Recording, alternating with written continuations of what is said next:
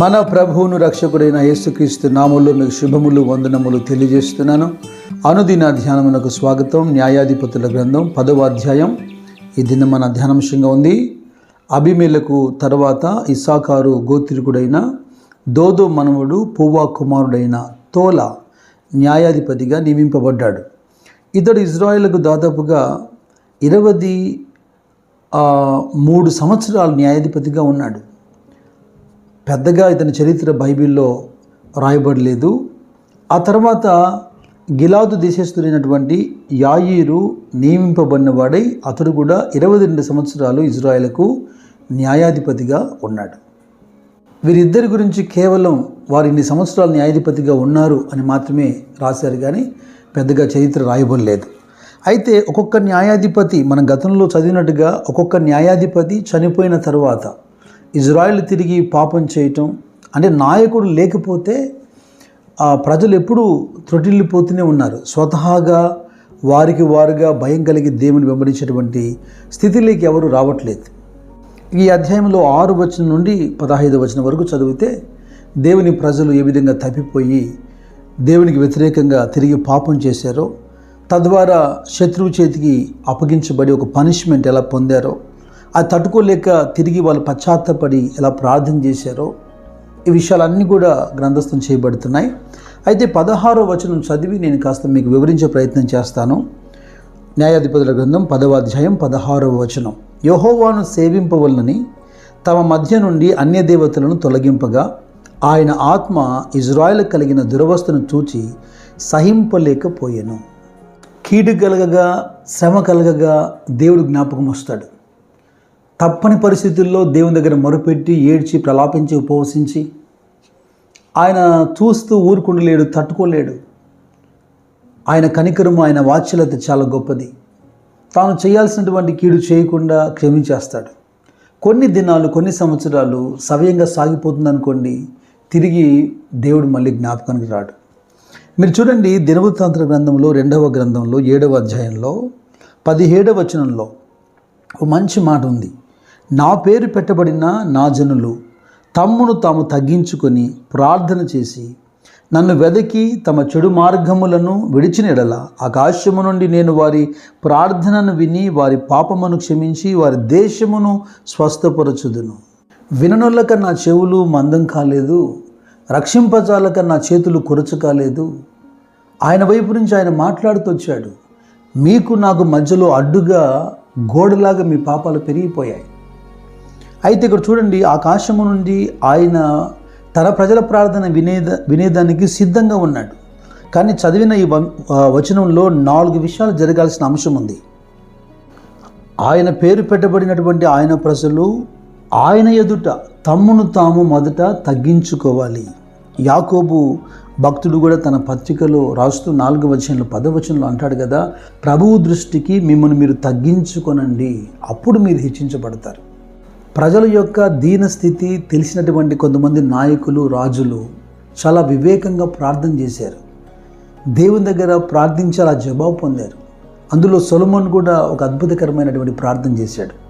ఇక్కడే దినవృత్తాంతం 2వ గ్రంథంలో 6వ అధ్యాయంలో 27వ వచనం. ఆకాశమందున నీవు ఆలకించి నీ సేవకులను నీ జనులకు ఇజ్రాయేలు చేసిన పాపమును క్షమించి వారు నడవలసిన మంచి మార్గం వారికి బోధించి నీవు నీ జనులకు స్వాస్థ్యముగా ఇచ్చిన ఈ దేశమునకు వాన దయచేయుదువు గాక. రాజైన సొలొమోను దేవుని మందిరాన్ని నిర్మించిన తర్వాత ఒక సుదీర్ఘమైన ప్రార్థన చేశాడు కదా.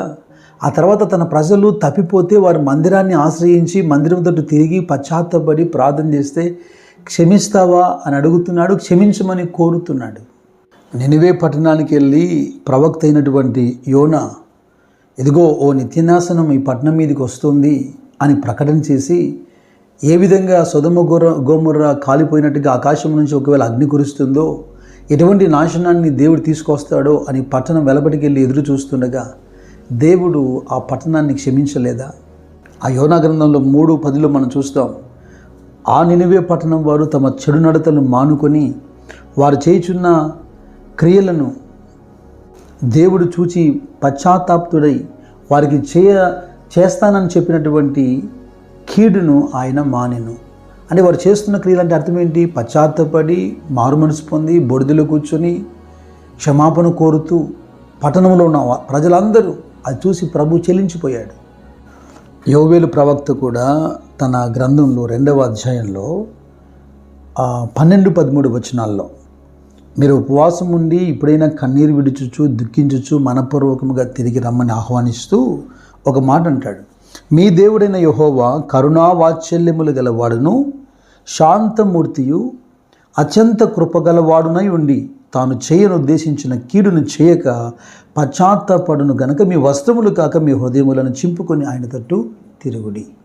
శత్రువు చేతికి అప్పగించి ఏదో ఒక తెగులు ఈ కీడు ప్రజల మీదకి వస్తే తప్ప, అంటే అంత కఠినమైన పరిస్థితుల గుండా వెళ్తే తప్ప మెడవంచని తలబిరుసు గల జనాంగంగా ప్రజలు మారుతున్నారు కనుక దేవునికి తప్పట్లేదు. కాకపోతే తన ప్రజల్ని శిక్షించటము, వారు బాధల్లో ఉన్నప్పుడు దురవస్థలో ఉన్నప్పుడు ఆయన ఏమాత్రం చూస్తూ ఉండలేడు. అది ఆయనకి ఇష్టం లేదు. కనుక మొదటిది తమను తాము తగ్గించుకోవాలి. 2వ అంశం ఏంటంటే ప్రార్థన చేస్తూ ఆయనను వెదకాలి. ఇక 3వది ఏంటంటే వారి చెడు నడతలను వారు విడిచిపెట్టి యెహోవా తట్టు తిరగాలి.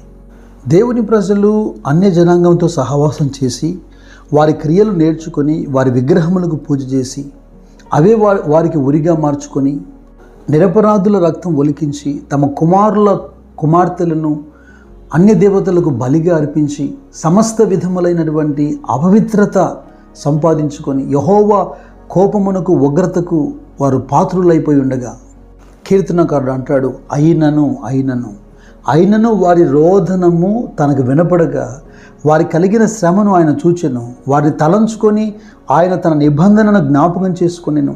తన కృపా బాహుల్యమును బట్టి వారిని కరుణించెను. వారిని చెరగొనిపోయిన వారందరికీ వారి ఎడల కనికరము పుట్టించి తిరిగి చెరలోంచి వారిని విడిపిస్తూ వచ్చాడు. మన పితరుల గురించి ఇలా చదువుతున్నప్పుడు ధ్యానిస్తున్నప్పుడు మనకు అనిపిస్తుంది, అయ్యో ఇన్ని మార్లు దేవుడు అద్భుతాలు చేస్తున్నా, శత్రువు చేతుల నుంచి విడిపిస్తున్నా, ఎందుకని వీళ్ళు తప్పిపోతున్నారు? ఎందుకని వీళ్ళు పాపం చేస్తున్నారు? వారి క్రియలు గ్రంథస్థం చేయబడ్డాయి గనక మనం చదివి అలా ఆలోచిస్తున్నాం. ఒకమారు మన జీవితాన్ని ఎవరైనా గ్రంథస్థం చేయగలిగితే, ఎవరైనా పేపర్ మీద రాయగలిగితే పితరులకు ఏమాత్రం తీసిపోంకదు. ఇలాగన ఇజ్రాయేల్ ప్రజలు యెహోవాను సేవింపాలని తమ మధ్యలో ఉన్నటువంటి విగ్రహములను తీసివేసి దేవుని ఆరాధించడానికి మనసు నిలిపినప్పుడు దేవుడు తిరిగి వారికి ఒక కమాండర్ని, ఒక న్యాయాధిపతిని, ఒక లీడర్ని లేవనెత్తుతున్నాడు. అతడి పేరే యెఫ్తా గురించి పూర్తిగా 11వ అధ్యాయంలో రేపటి పాఠంగా మనం ధ్యానం చేద్దాం.